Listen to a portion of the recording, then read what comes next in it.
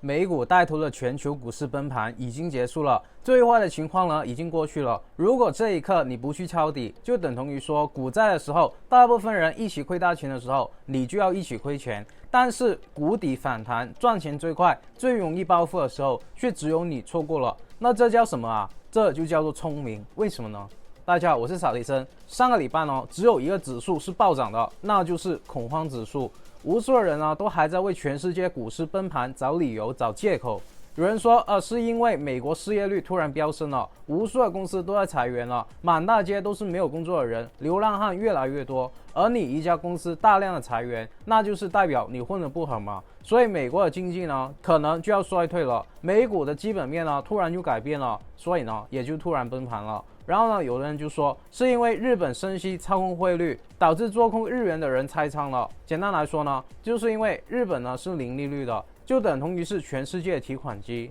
就是借钱呢是不用还利息的嘛。所以大家没钱的时候呢，都会在日本去借钱。那么当美国升息，全世界的钱呢都被美国的高利率吸引走的时候，大家手上就都没钱嘛。所以就会在日本借钱，然后兑换成美元，在美国去投资。结果日本的经济这么差，居然还升息了，日元呢直接就升值了16%，也就相当于说，只要把日元兑换成美元的人呢，当他们把美元兑换回日元的时候呢，都会亏损16%。如果说你在美股赚了10%，那么当你兑换回日元，然后把钱还给日本的时候呢，你的汇率差呢就是亏损了6%了。这样呢就导致了无数的人都在卖股票，提前的把美元兑换回日元。因为如果日元继续升值的话，他们就会破产了。原因就是无数的人还加了杠杆。比如说今天我在日本借了10亿的日元，买了10亿日元的美股，然后把股票抵押给日本的机构，这样就可以再借出8亿的日元，然后呢再拿去买美股，然后把它再抵押，把日元呢借出来，然后再买美股，这样借钱买美股，再抵押借钱再买美股，不断的去空手套白狼，推高了美股的股价。当日元升值的时候呢，这些人就会觉得股市会反弹，还会继续的涨，但是他们也要迫不得已的大量的不问价的卖股票，因为他们的抵押物贬值了，所以被追债了。那么更有人说呢，是因为巴菲特卖掉了一半的苹果的股票，还有银行股，导致了无数华尔街的人呢也要跟着股神一起去卖。甚至有的人说是因为中东战争之类的。但是有追踪我的兄弟姐妹呢，其实都知道这些都不是1天2天的事了。因为这些原因呢，我3个月前就警告过大家，有影片为证，不能造假的。只是为什么所有引爆这次崩盘的导火线都几乎是在同一天，也就是瞬间的被点燃的呢？就是为什么这些导火线不能一条一条的慢慢被点燃，而是说好像有剧本一样，在同一时间一瞬间的爆发呢？这答案呢就很恐怖了。因为股市跌得越快，反弹的力度呢就会越高，这样大户呢就可以抄底，然后再做一波拉升，吸引最后的韭菜进场接盘，然后呢就可以再一次制造崩盘，把恐慌的情绪直接拉满，最后呢就可以全面做空。股市跌得越多，赚钱就越快，什么意思呢？我问你，今天一个老头他看到了一个美女，然后呢因为太兴奋，结果就挂掉了。所以请问这个美女呢是杀人凶手吗？你能不能把这个美女捉进监狱呢？不行吧，因为是这个老头他本身就有心脏病、高血压之类的，他一激动呢就可能会挂掉，他本身就存在了问题，就好像一个定时炸弹一样，随时会爆，只不过突然被一个美女引爆罢了。那美股呢，是因为这几年一直在吹捧的 AI， 什么 Sora 啊，什么 ChatGPT 都是雷声大雨点小的，不是说他们废啊，而是说他们暂时还不能盈利，甚至还在亏钱。你一个投资人，你投资的公司呢，不断的在亏钱，你投10亿，一年亏个8亿。虽然说这投资以后可能会改变世界，但是你快没钱了。然后他就告诉你，这 AI 呢，只需要再研发个5年就成功了。那么你会愿意继续砸钱进去，然后5年的时间不断亏钱吗？而且这5年呢，还只是他告诉你的，可能真实呢要到10年、20年。甚至说，就算你5年就能完成了，但是你做出来之后，可能很快就被同行取代了。就好像当年的路由器刚推出来一样的，当时不用插网线，只是用 WiFi 就能够上网，是不是很牛呢？但是现在路由器卖多少钱啊？所以 AI 如果一天不完全的落地，这个泡沫呢就一直存在，因为全世界投资人甚至连国家都砸钱进去了。所以美国的资本家呢，必须要先主动的提前同时点燃这些导火线，这样呢就有理由宣布降息，然后打开印钞机印钱，直接砸钱为这 AI 的泡沫续命。就算到时候真的崩盘了，市场呢也是有钱去顶住。当然这些话呢，我已经提前讲了3个多月，再说呢也是无补于事。想知道的自己去看就好了。因为无数的人问我这次的崩盘是不是可以抄底，还有说自己被套牢了，来不及跑了怎么办呢？这些答案呢，我本来是不想要公开的，因为对我的弟子不公平。但实在太多的人去问，我不说呢，以后大家也不能理解我的布局，所以这是我唯一一次公开的这么去讲。那么如果你怕自己听完以后没有执行力，你可以为这部影片点赞，这样影片就会自动的存在你的播放列表里面，让你随时可以跟着来做。但是首先要拜托大家一件事，有网友说这次我预言崩盘呢是封神了，但是我求各位了，不要把我捧得那么高，因为对我来说呢，预言股灾呢不是什么光鲜的事。我这里呢也不是想炫耀什么，因为没有什么好炫耀的。这次的股灾让很多人家破人亡了，我甚至呢是希望自己是错的。就算是从自私的角度呢，我也是个投资人，我恨不得股市每天暴涨的。但是我看到的这些危险，我不能不讲出来啊！我只是希望我讲的有1-2句话是对我的订阅者有用，这样呢我就心满意足了。首先，股市崩盘了，你输钱了，要怎么去解套呢？那么你就一定要先知道你输钱的核心原因是什么。你会发现美股从底部呢就涨了80%了。简单来说呢，就是你想输钱呢，其实都是很难的。但真实的情况就是，大部分的人赚钱的时候，只能在里面赚个10%左右。但现在崩盘了，亏钱了，他们却可以直接亏个50%以上。为什么呢？简单来说，就是赢就只是赢一顿饭，但输呢就要输掉自己一套房子。为什么？是因为买卖的时机不对吗？现在我就要把我的心路历程全部公开啊。首先呢，一切从源头说起，源头呢做得好，就可以杜绝被渗透的风险。你看，这是纳斯达克指数，也就是美国科技股的大盘，你可以看到都是在上涨，对吧？那么你现在有100万美金，你怎么投？投多少钱进去呢？大部分人的做法呢，就是投轻脚重的。你不会一上场就直接100万 all in 这么猛吧？所以呢，一般都是先投个10万，然后再慢慢的加码，加到30万、60万、100万。也就是说，大部分人一开始涨的时候呢，投进去的钱可能只有10万、20万。所以你可以看到，最前面的这一波上涨涨了30%，但是他们最多呢就只能赚个3万到6万。然后后面经历了下跌回调了，跌了8%了，他们看见开始出现亏损了，所以就卖出股票止盈了。也就是说，他们在大盘涨了30%的时候，他们最后可能只是赚个1万到3万。结果呢，大盘很快又重新的反弹起来了，他们就很懊恼。但因为涨得太快了，所以他们就只能在中间的位置上车买了股票。这一次呢，他们却是重仓，觉得现在不买就没有机会了，而且股价涨得这么快，是赚快钱的好时机啊！上一次呢就买的太少了，赚的太少了，所以这一次呢，他们就投了50万进去，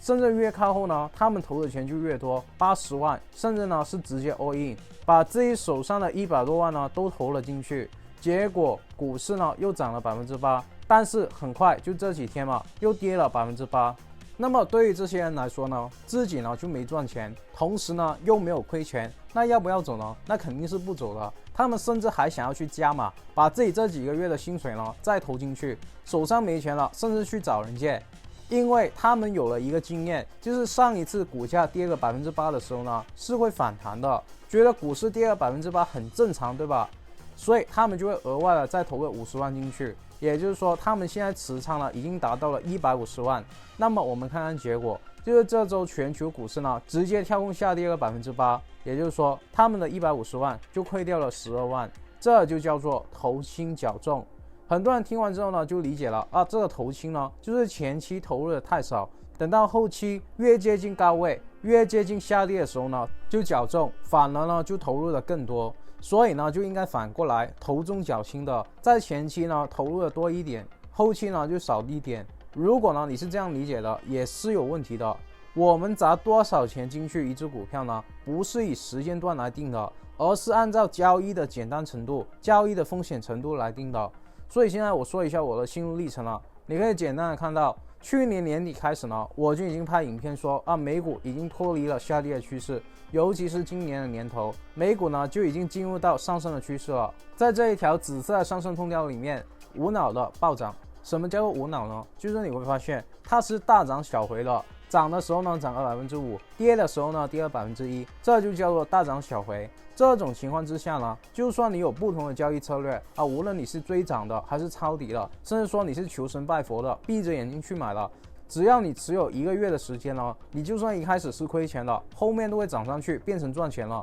这段时间虽然上涨的速度不是很快，但是它是最容易赚到钱的，因为它很稳定的上涨。所以这段时间呢，我手上有100万美金的话，我就会投80万、90万，甚至是100万全部进去。因为当时有很多的大牛股出现，比如说 Nvidia、SMCI、AMD， 然后 Google、微软，甚至是台积电之类的股票名字呢不重要，就是想要去表达，在牛市的初期呢，就会有很多的暴涨股崛起，这些股票就表现得比市场更好，涨得更多，但是跌得更少。也就是说，因为这段时间是最容易交易的，所以我们才会投更多的钱进去，而不是因为它是在前期。因为牛市的前期呢，也是可以很波动的，赚钱呢也是可以很不容易的。所以我们是选择风险比较低的时候，投入到更多的钱进去。这些呢，你投资股票之前有想过吗？很多人有一个误解就是觉得股票投资就是今天我缺钱了，我就到股市里面操作一次，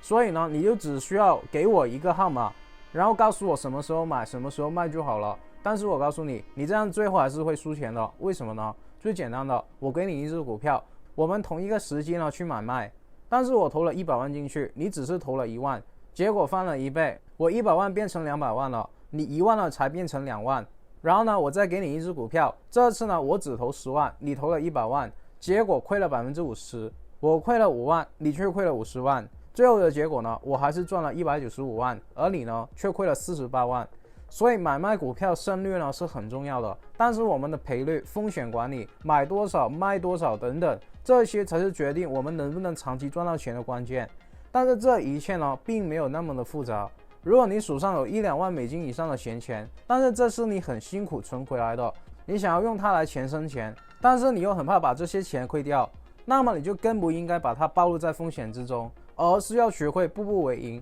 只在最简单的牛市暴涨的趋势里面去投资，然后在你看错方向和趋势的时候，做出最低风险的止损。所以我们不但要去玩大概率会上涨的游戏，最重要的是我们必须要玩高赔率的游戏。简单来说，今天抛硬币，我不但会知道有60-70%的概率会抛出正面，而且如果我猜对是正面的话，我赚就赚100块，但如果那30-40%的概率让我猜错的话，我亏呢就只是亏1块。如果你希望学习这一套规则的方法，接下来呢，我送你一份福利，只要你是我的粉丝，为这部影片点赞，你就可以在影片描述上的第一条链接去免费报名我快要下架的2024年最新的股票投资班吧。然后回到图表在3月份的时候呢，日本就宣布有机会升息了，而且大盘呢已经涨到上升通道的顶部，然后开始有点涨不上去了，甚至出现了在同一天暴跌的警号。所以呢，在我们满仓的情况下，简单来说，就是我们手上100万都砸了进去的时候，我们的做法呢就是比较贵一点，我们就会选择在高位慢慢的卖掉可能一半的股票，先落袋为安，剩下一半呢就任由它继续的发展。结果呢，大盘很快就冲了下来，很多的股票呢都触及到我们的止盈点，所以后面呢我们都止盈离场了，这就相当于大盘上升的节奏改变了。所以你可以看得到，当这大盘跌到了上升通道的底部，然后又重新出现反弹，这一次的反弹之后呢，我们可以看得到它涨得比上一次更快更急了，所以我们就可以判断它已经进入到牛市的第2阶段，甚至是第3阶段了。简单来说呢，牛市的节奏改变了，就会进入到比较波动，甚至有可能进入到尾声的状态。也就是说，虽然赚钱的速度变快了，但同时风险也变大了很多。很多的股票波幅呢就比较大，我们的止损呢也慢慢的变多。我们看大盘呢可能感觉不到，但我们就看龙头股 Nvidia， 前面的时候呢它是大涨小回的涨了1倍，对吧？但是当3月的下跌之后呢，它上涨的节奏就变得突然间出现那种跳空上涨个 25%， 然后过了几个礼拜之后呢就跌个 16% 的情况。你可以看到这波幅变大了很多赚钱呢就变得没有那么容易了。所以虽然说我们前面呢可能已经赚了 80% 左右的利润， ，100万呢可能变成了接近200万，但我们这一次投进去的钱哦，就会缩减到只有50万，甚至再保守一点的人呢，可以完全不玩的。因为在这段时间呢，已经出现了很多大户要出货的痕迹，这些你看我上一部影片我就不啰嗦了。而在崩盘之前的1个礼拜呢，我们的股票都已经出现了明显的止盈或者是止损，也因为我们风险管理的安全网帮我们在崩盘之前呢就卖出了所有的股票，以至于我们不需要去承受后续大盘暴跌16%，Nvidia 这种个股暴跌35%的风险。所以我想要说的是，我们必须要从源头去杜绝自己被渗透的机会。你会发现我们只会在比较容易赚钱，也就是图表上前期上涨的时候，机会比较多的时候砸进去更多的钱，也就是建立更大的仓位。而赚钱比较难的时候，也就是图表后期，我们就可能只是投个1/4甚至是1/3的钱进去。但是大部分的人呢是相反的，前期容易赚钱的时候呢，他不敢投钱进去，甚至他都不知道原来现在是比较容易赚到钱的。而在崩盘之前呢，他们看见股票涨得更快更厉害了，他们就以为这叫做赚钱很容易了，所以呢他们手上有100万，就会投个80万90万，甚至是 all in 梭哈进去。那么当崩盘的时候呢，这样的投资法呢，你的压力大不大？ Nvidia 跌了35%，你100万就没了35万，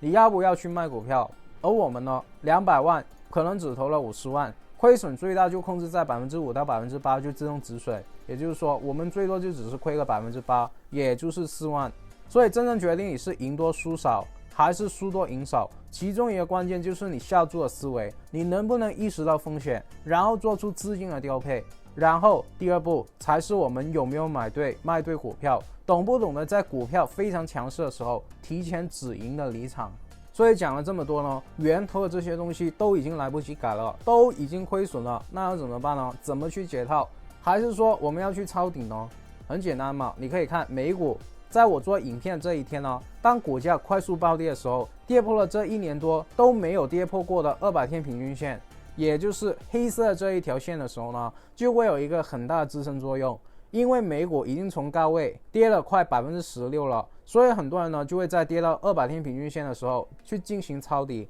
大户呢也有机会借此呢去拉升一波的股价，吸引更多的人进场去接盘。而当天的情况呢，就真的出现了反弹，无数的人呢都进去捞底了。那么这2天美股就反弹了6%左右，然后你会发现，当它把前面跳空的缺口填满了之后呢，又开始下跌了。也就是我做影片的这一天呢，它本来呢是跳空上涨的，本来开盘的时候呢还在涨个1%到2%左右，但是在收盘的时候，它最后却跌了个3%，一来一回呢，一整天的波幅呢就是5%到6%了。所以你会发现，美股现在只要反弹到这个红色的区域，还有紫色上升通道的底部的时候呢，就好像有一个压力位压着它一样，它就会瞬间的失去上升的动力，然后掉头下跌。这就是因为之前这2个呢都是支撑位，可是一旦美股跌破了支撑位之后呢，支撑位就会变成压力位。也就是说，你会发现美股的反弹呢，更多的就像一个道别，我会叫它 goodbye kiss。 什么意思呢？就好像韩剧里面一对恋人呢要被迫分手了，那个男生舍不得，回头亲了一下，然后又掉头走远了。所以你可以看得到，这反弹的力度呢只有3%左右。所以抄底呢，你要面对的风险就是，第一，它不一定会反弹哦，因为虽然说200天平均线有支撑的作用，但它下跌的力度如果足够大的话，也是可以跌破这一条线的。又或者是第二，它可以不涨不跌嘛，现在200天平均线那边休息一下，然后再跌。然后第三才是反弹，也就是说你抄底反弹赚到钱的概率呢只有1/3，而且你的利润呢可能是有限的，因为只要涨到红色压力位的区域，它就有很大的机会会掉头下跌，所以你的利润也是有限嘛。那么对于我来说呢，我就不会去抄底，但是我有去买美股，什么意思？等一下就去解释。所以你要去思考一下，很多人说这段时间只是调整，只要不卖，它很快就会反弹。那么如果像这样跌的时候呢，跌了16%，反弹的时候呢，最多就6%，然后又跌个3%回去，这个是你想要的吗？而最多人买的 Nvidia 也是一样出现了 goodbye kiss， 它跌的时候跌了35%，但反弹的时候最多呢就到17%左右，然后很快又跌了9%。也就是说，你一直拿着不卖的话，这3天呢就是让你少亏了8%。那有没有解决掉你套牢的问题呢？你还是亏损了27%，100万没了27万。而如果股价一直跌下去呢？我们看当年最强势的阿里巴巴，你可以看到前面呢都是无脑暴涨的，赚钱呢是比较容易的。结果呢，它在下跌了33%之后呢，就反弹了2/3。如果说你一直持有股票，你就可以少亏2/3的钱。那问题来了，你会不会卖呢？而如果说你在最底部的时候抄底的话，你就会赚28%。但是请问抄底的资金你敢不敢中注呢？就是你手上有100万，你敢不敢压80万，甚至是 all in 进去呢？然后第二个问题就是你反弹了28%之后，还是一样，你会不会卖呢？如果这两个问题呢，你的答案都是不会卖的话，那么恭喜你，因为后面等着你的也是 kiss goodbye， 也就是80%的暴跌，4年了，到现在呢还没有涨回来，你的100万呢只剩下20万。而阿里巴巴呢是当年暴涨了4倍，老外呢都很喜欢的龙头股，所以这就是为什么我不会去抄底赚这反弹的钱，因为我赚到了可能呢是28%的利润，但只要我不卖呢，我就会亏损80%。为什么我不在前面涨4倍的时候轻松赚个里面的50%的钱呢？而为什么要去在趋势改变的时候去赌它的反弹呢？所以回到正题，解套的方法呢只有一个，就是设定好止损，不能允许自己的亏损超过5%到8%，只要触碰到我们的止损，我们就会自动的卖出，因为5%左右的亏损，我们可以很轻易的把钱赚回来。而且为什么美股反弹的时候我们要去抄底股票，而不是买强势的股票呢？比如说可口可乐，就是牛市里面的落后股，就是说牛市的时候它涨得不快，但是牛市可能快要结束的时候呢，资金呢就会转移到这只股票上面。这段时间呢，我们突破绿色压力线的时候买入，就已经赚到了8%左右的利润。刚才说了，我们止损了在5%左右，也就是说，当我们止损了之后，虽然亏钱了，但只要把钱投入到这个落后的强势股里面，我们呢就又可以把这个钱赚回来。又比如说这是 LMT， 这段时间呢美股大跌的时候，它就好像在平行时空一样的暴涨。那为什么我们要去抄底，要去买一些可能进入到下跌趋势的股票，而不是去买进这些刚开始才上涨的股票呢？所以如果你希望学会非常简单，从图表的蛛丝马迹就能够判断趋势，如果你不想要继续输钱了，那么你就必须要把过去你亏钱或者赚不到钱的那一套反过来，甚至说你希望知道更多这些就算现在大盘在崩盘但依然还在暴涨的强势股呢，你可以在影片描述上的第一条链接走进我们免费的股票投资班，然后我可能私底下跟你分享更多。那么接下来呢，美国的选举更加不明朗，降息降多少呢又不明朗，所以你预期局势呢会更加动荡，也就是说后面我的影片呢将会是重中之重，千万不能错过了。好了，接下来我影片上架的时间呢会更改一下，我将会在每周日8点30分继续分享关于成为富人、企业家、投资家达到财富自由的免费信息。如果你不想要错过的话，我还是呼吁你订阅我的频道，然后打开小铃铛，然后无私的把影片分享出去。我真心的祝福为这部影片点赞兄弟姐妹们早日达到财富自由。有什么问题呢？可以给我留言，只要你们能在我今天说的内容里面找到1-2句话是有用的，能够帮助自己的人生过得好一些呢，我就心满意足了。好了，我们下个礼拜不见不散，拜。